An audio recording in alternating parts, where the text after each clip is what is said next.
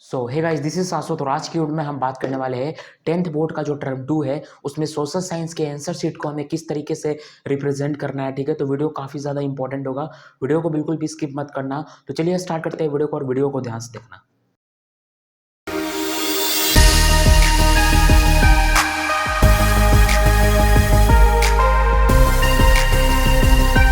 तो सबसे पहले यार, जो आपका टर्म 2 में जो सोशल साइंस का पेपर आएगा पूरा सब्जेक्टिव होगा। ठीक है, तो मैंने सोचा क्यों नहीं आप लोग के साथ कुछ ऐसा टिप्स को शेयर किया जाए जिससे कि आप अपने आंसर शीट को, बोर्ड आंसर शीट को टर्म 2 में सोशल साइंस में काफ़ी अच्छे तरीके से रिप्रेजेंट करके आओ। ठीक है, तो सबसे पहले यार, जो बोर्ड का आंसर शीट होता है वो लैंडस्केप मोड में होता है। लैंडस्केप मोड आप समझते हो?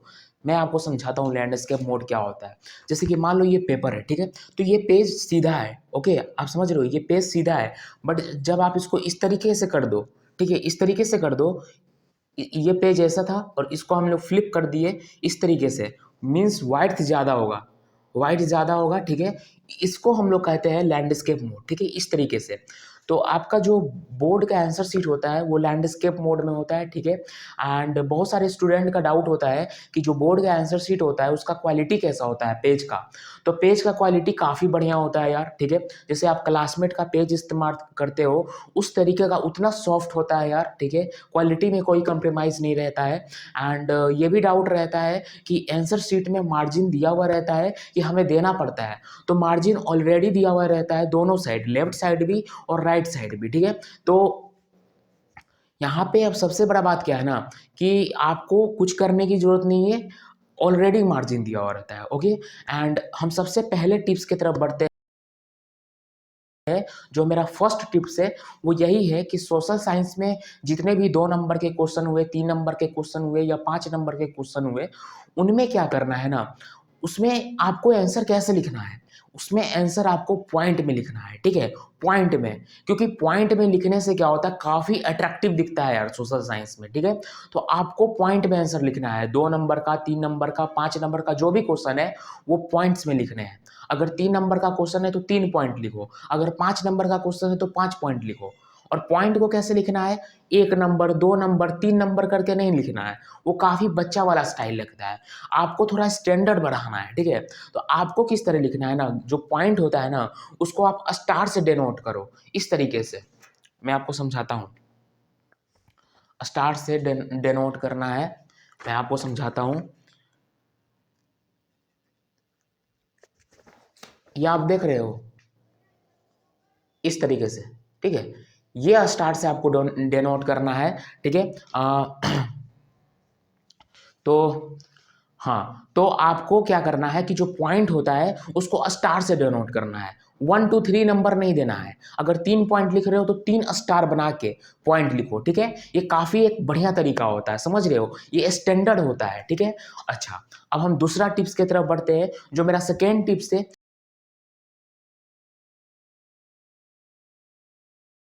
ये यही है कि देखो यार, आप से मान लो क्वेश्चन आया कि explain the 3 main feature of federalism. तो आपको शुरुआत कैसे करना है, पहले ये समझो, शुरुआत कैसे करना है। ठीक है, तो आपको डायरेक्ट 3 फीचर नहीं लिखना है, आपको पहले शुरुआत कैसे करना है ये समझ लो। पहले आपको लिखना है the 3 main feature of federalism are as follows, semicolon दे देना है। ठीक है, सेमी कॉलम आप समझते हो, ऊपर में बिंदु, नीचे में बिंदु और डैश। ठीक है, तो the 3 main feature of federalism are as follows, semicolon दे के इस तरीके से उसके बाद आप 3 फीचर लिखो। पहले इंट्रो दे दो, the 3 main feature of federalism are as follows, semicolon. और एक चीज और भी ध्यान से, आपको पेंसिल और स्केल लेके जाना है एग्जाम में।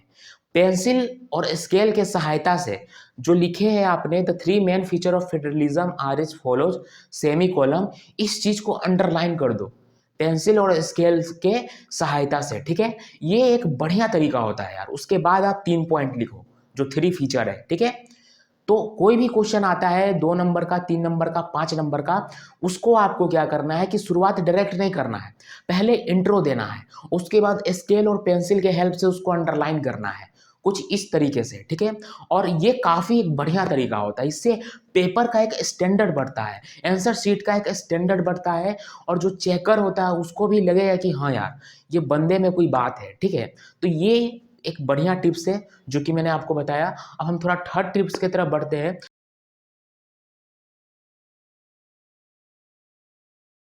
जो मेरा तीसरा टिप्स है, आपको क्या करना है ना कि हर पॉइंट के अंदर, हर पॉइंट के अंदर इंपॉर्टेंट वर्ड को हाईलाइट करना है। जो सबसे मोस्ट इंपॉर्टेंट वर्ड है उसको आपको हाईलाइट करना है। पेंसिल और स्केल के सहायता से उसको अंडरलाइन कर दो, जो इंपॉर्टेंट वर्ड है।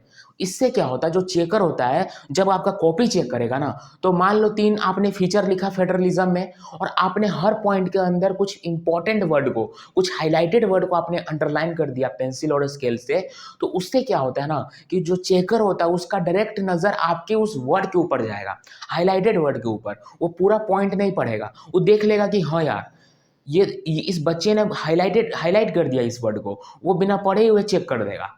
तो ये काफी एक बढ़िया तरीका होता है। तो सारे क्वेश्चन में 2 नंबर के, 3 नंबर के और 5 नंबर के जो क्वेश्चन होते हैं उसमें हाईलाइट करना है वर्ड को, इंपॉर्टेंट वर्ड को पेंसिल और स्केल के सहायता से हाईलाइट कर दो, अंडरलाइन कर दो, ठीक है, हर पॉइंट के अंदर। समझ रहे हो?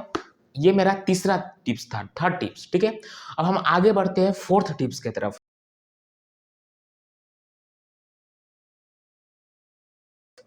फोर्थ टिप्स क्या है कि आपको पेपर में जलेबी नहीं पारना है। ससुरा सब जलेबी पारता है, ठीक है। जलेबी पारने का यहाँ पे मतलब क्या हुआ कि कोई भी क्वेश्चन गलत होता है तो आप क्या करते हो, आप कुछ लिखे और वो गलत हो गया तो आप क्या करते हो कि उसको पूरा कटम कुटम करते हो। वो काम नहीं करना है, जलेबी नहीं पारना है। ससुरा सब उसी में खिचड़ी बनाने लगता है, नहीं। आपको क्या करना है कि कुछ भी गलत हुआ, मान लो एक वर्ड भी गलत हुआ तो इसको सिंपल इस तरह कट कर देना है, एक लाइन से, बस हो गया। समझ रहे हो? गंदा नहीं करना है अपनी कॉपी को, इससे इंप्रेशन खराब होता है। समझ रहे हो आप?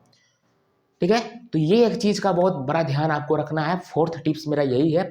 और एक बात और भी मैं बता देना चाहता हूं कि देखो, ज्यादा प्रयास करना कि हम सीरियल वाइज चले, ठीक है। मतलब 20 नंबर क्वेश्चन यहाँ लिखे और 19 नंबर लास्ट में लिख रहे हैं, उससे करने से बचना थोड़ा, ठीक है। यहाँ हम आपको एक एडवाइस दे रहे हैं कि ये सब करने से आप बचना, कि 20 नंबर क्वेश्चन यहाँ लिखे और 19 नंबर लिख रहे हैं कहीं और, नहीं, वो काम नहीं करना।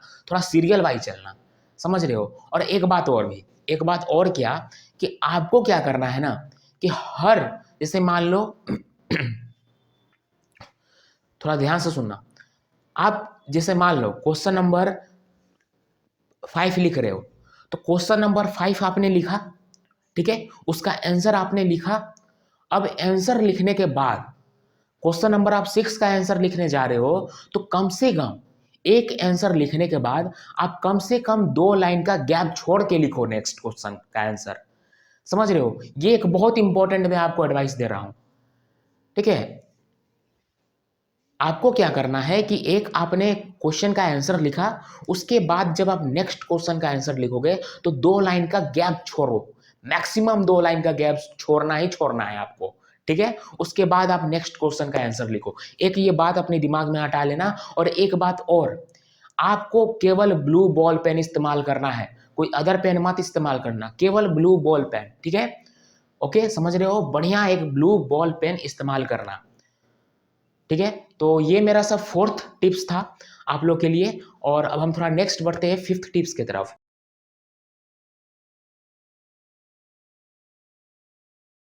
वो है मैप वर्क। अब मैप वर्क में आपको क्या करना है, जरा ध्यान से सुनो। मैप वर्क में क्या करना है ना कि बहुत सारे स्टूडेंट को देखते हैं पेन ही से लोकेट करने लगता है, पेन से लोकेट करता है, वाह, अलगे लेवल का है वो सब। पेंसिल लेके जाना है, स्केल लेके जाना है। मैप वर्क को पेन से लोकेट नहीं करना है, पेंसिल से लोकेट करना है। और एक बात और, एक खास बात और, ज्योग्राफी में, ज्योग्राफी के मैप वर्क में क्या करना है, इंडेक्स बना देना है नीचे में। मैप में नीचे में इंडेक्स बनाना है। जैसे मान लो, मैं आपको समझाता हूं। जैसे मान लो आपसे बोला कि कोई कोल माइन को आप प्रेजेंट करो, ठीक है, या आपसे बोला कोई एयरपोर्ट को प्रेजेंट करो, लोकेट करो मैप पे। तो लोकेट करने के बाद पेंसिल से आपको इंडेक्स बनाना है। इंडेक्स समझते हो क्या होता है? कोई एक सिंबल तय करके और उस सिंबल के बगल में आपको लिख देना है। जैसे मान लो कोई एयरपोर्ट आपको लोकेट करना है, ठीक है, छत्रपति शिवाजी मान लो एयरपोर्ट, इंटरनेशनल एयरपोर्ट आपको लोकेट करना है मैप के ऊपर, तो आप पहले एक सिंबल दे दो, उससे लोकेट कर दिए। अब जब इंडेक्स बना रहे हो ना, तो एक तरफ सिंबल और उसके बगल में उसका जो नाम है, जिस सिंबल से आपने जिस चीज को लोकेट किया है। इंडेक्स बनाना पेंसिल से ये काफी अट्रैक्टिव तरीका होता है, समझ रहे हो, काफी अट्रैक्टिव तरीका हो रहा है। जैसे मैं आपको बताता हूं, जैसे आपने मान लो आपने क्या किया कि ट्रेंगल ही से, ट्रेंगल है, इसको पेंसिल से मान लो आप इसको, रुक जाओ मैं आपको समझाता हूं।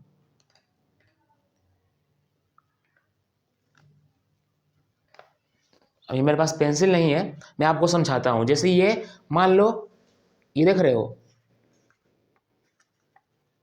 ठीक है, इस तरीके से ट्रायंगल को आपने थोड़ा शेड कर दिया, ठीक है, और आपने यहां पे लोकेट कर दिया छत्रपति शिवाजी इंटरनेशनल एयरपोर्ट, ठीक है। तो आपको क्या करना है, इंडेक्स जब आप बना रहे हो तो आपको इस तरीके का डिब्बा बनाना है, ठीक है, इस तरीके से आपको डिब्बा बनाना है। और इसमें क्या करना है कि यहां पे इस ट्रेंगल को लोकेट कर देना है एक साइड में, और एक साइड में उसका नाम लिख देना Chhatrapati Shivaji airport international airport. ये इंडेक्स होता है, समझ रहे हो, ये इंडेक्स होता है।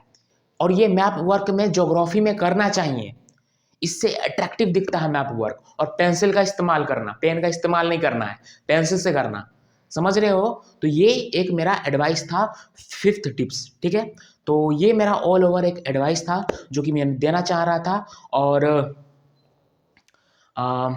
इससे अधिक कुछ पेपर में करके नहीं आना है, आंसर शीट को, कॉपी को इसी तरीके से रिप्रेजेंट करना है। काफ़ी बढ़िया तरीका मैंने आपको बता दिया, टिप्स बता दिया, इससे ये सब बातों का आपको ध्यान में रखना है।